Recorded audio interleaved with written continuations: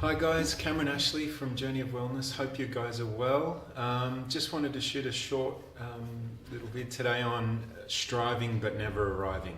I really love this little quote which I first heard from Dr. Wayne Dyer, the late Dr. Wayne Dyer.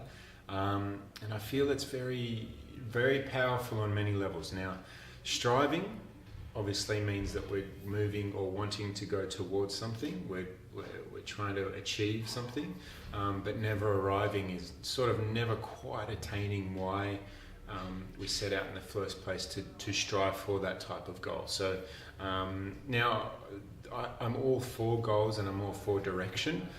So that's not my intent for this, but I'm just adding a different plane of thought for striving but never arriving as an idea that, well, if we're sort of constantly coming up with goals and ways to, I don't know, it could be related to a financial thing, a career thing, it could be relationships, but we're never actually quite attaining what we're really seeking. I feel it's tiring. It's very debilitating to our whole health and well-being, and I think quite often it's really looking at our what we're striving for. Is it really what I'm wanting, or is it someone else's desire and outcome for ourselves, whether it's from relationships, from family, or from society? So what I would encourage you to look at is just see whether what you're striving for actually makes you happy as an idea, which it should always be, but quite often it's not.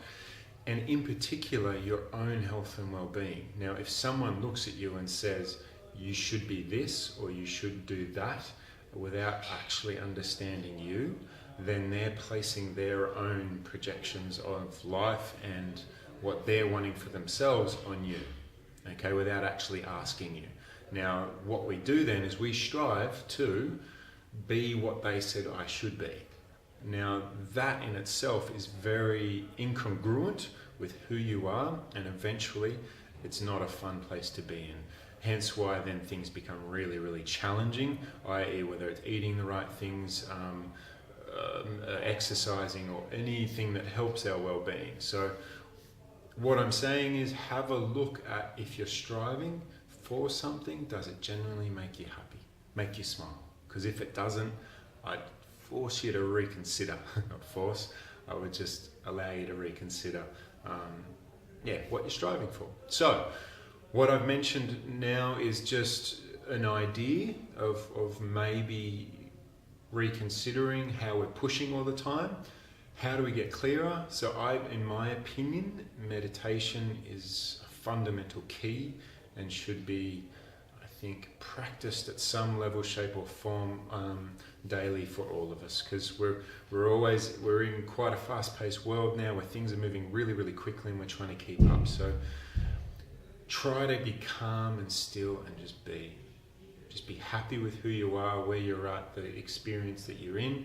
If you're not happy, then know what you do want according to yourself and be patient. Patience is the next big thing around striving, I feel. If we don't have patience and trust, then we're always pushing.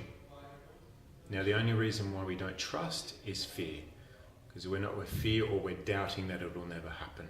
But if you believe intently that this is what you want and it makes you feel good, then we just be patient, allow it to come, do action things to make it happen, but be happy with those actions, not forced. Okay, so just a few little tips. Stillness, practicing meditation. If you don't know meditation, then start to explore different realms or different people that start to talk that type of language and see who resonates with you. And then the next is patience. Practice patience. Be grateful for what you've got now, and hopefully you'll get what you want without having to push or strive too much, and you'll arrive where you want to be. Hope that makes sense, guys. Have a great week. Many blessings. Ciao.